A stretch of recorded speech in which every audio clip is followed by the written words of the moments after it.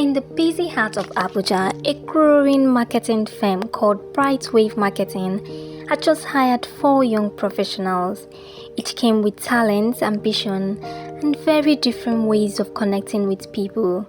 There was Tunde, a calm and thoughtful man who believed every conversation was a chance to learn, and Amara, his closest friend, a warm and confident woman who greeted everyone with a smile and an open mind. No matter how stressful their day was, they find a habit of checking on each other and listening carefully to each other while sharing ideas. Now, the other 2 employees were Kule and Zainab. Kule was brilliant with numbers and strategy, but he preferred to keep it to himself. He rarely greeted anyone beyond a quiet nod and often walked with his headphone on. Zainab, equally talented in design, was independent and focused. She believed relying on others slowed her down, so she handled her tasks alone and avoided unnecessary attractions and interaction. At first, everything seems fine. The marketing firm was growing, and each person delivered results in their own way.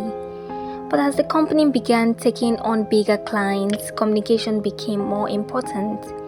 Every Monday morning, the team received updates about new campaigns, client expectations, and design. Tunde and Amara listened carefully, asked questions, and discussed how their roles connected. They often stayed back after meetings, sharing ideas and improving each other's work. Kule and Zainab, however, took a different approach. They listened, but only for the part that directly affected them. They didn't ask questions or even confirm details they believed they understood enough. Over time, small problems began to appear.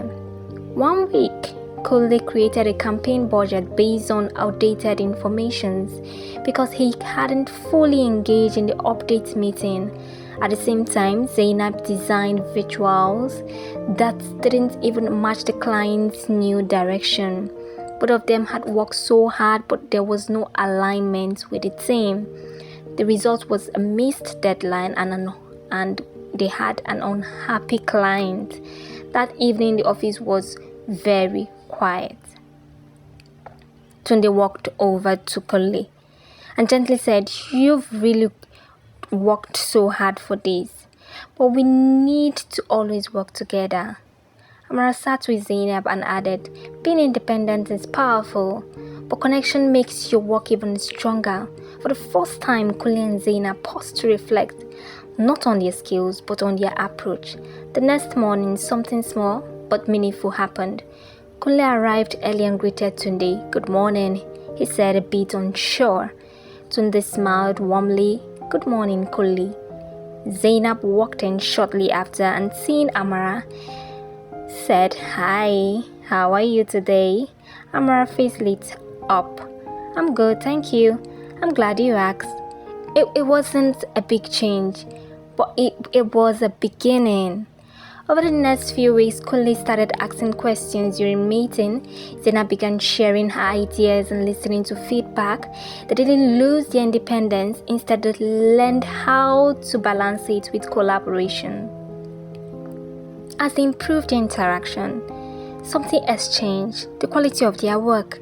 Campaign became stronger, ideas flowed more easily, and the team started winning bigger clients. One day, after a successful launching of a major campaign, the manager gathered them and said, "What makes Brightwave special isn't just talent, it's how you connect, you listen, and you grow together." Tunde and Amara exchanged knowing smile. Kule and Zainab nodded quietly, understanding the lesson, not just in words, but through experience. From then on, the office felt different. There were more greetings, there was more conversation, more shared success, and in that simple shift from working alone to working together, they all discovered something very powerful. Being open-minded and truly interacting with each other doesn't just improve work, it informs and transforms people.